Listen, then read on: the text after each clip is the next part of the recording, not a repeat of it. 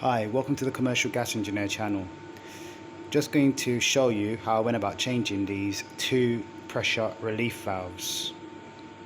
First and foremost, thank you for helping me reach 100 subscribers. I appreciate you guys that have joined me from the beginning and the ones that have joined me recently. Okay, without further ado, let's crack on. So first and foremost, I switched off my boilers to drop the temperature so I wouldn't get burnt whilst working on these PRVs. Then I switched off the pressurization unit and I switched off my pumps. I switched off all my pumps in the plant room. Don't want the pumps to burn out whilst I'm isolating valves and so on the boiler. There's no need for me to keep these variable temperature pumps on or the constant temp pumps if there's no heat from the boilers to circulate either. Then before fully committing, I double checked that I had the right size valves. So one way of doing this as well, other than using calipers to measure the pipe size, you can get a tape measure out and measure the size of the valve, and the manufacturer can give you the sizes from center to top or from top to bottom and so on, so that you do not order the wrong PRV. Some people call these PRVs and pressure relief valves. Some people call them blow-off valves. Some people call them relief valves, safety valves. They have several names. I know them as pressure relief valves. I believe that these pressure relief valves were invented by Dennis Papin in about 1679. Okay, now, so here we are. Let's have a look at the back of these. Are the old ones, so you have the year on it. It's recommended that they're changed within every 5 years. So this one was only installed in 2019. We're in 2021 now, going into 2022. On it as well, it's got the parameters that the valve should be exposed to, so they shouldn't be exposed to -20 Celsius or 195 Celsius, and they will discharge at 4.5 bar.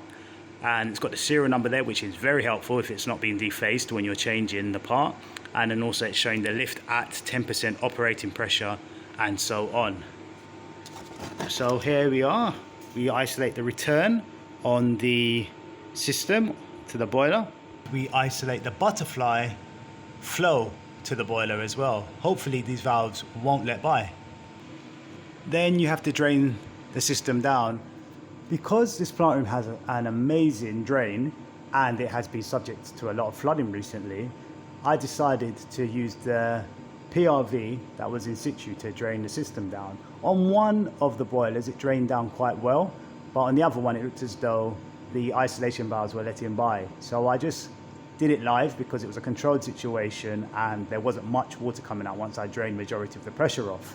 I used Loctite and also paste jointing compound as well, and I hand tightened it first before using my Stiltsons on them because you don't want to cross thread the joint. I had to also wind out this mel iron to compression in order to spin it off and not make contact with the lagging. So, and also what I also needed was an extension just to break the joint. Initially I needed to use my Stiltsons and an extension bar. So this is what I mean.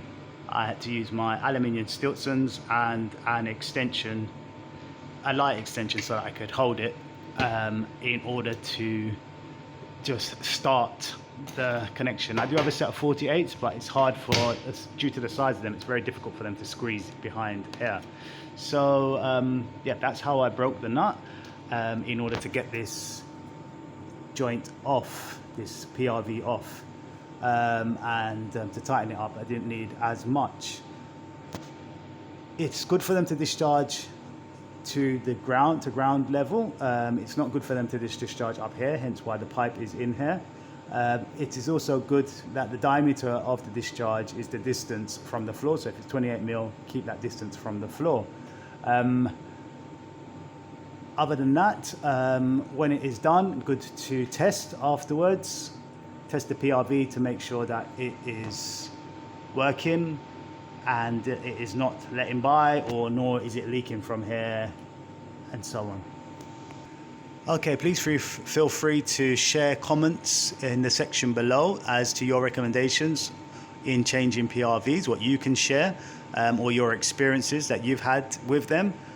This particular one, I believe, was changed because it's due to an insurance thing, because insurance, depending on the insurance the building has, who they have the insurance with, the insurer may stipulate that the PRVs are changed within a certain time, otherwise your insurance is void. So this is what I believe happened in this case, and happens in many cases. So check the date on PRVs when you walk into plant rooms, and make recommendations if they are over 5 years, and or if you see them letting by.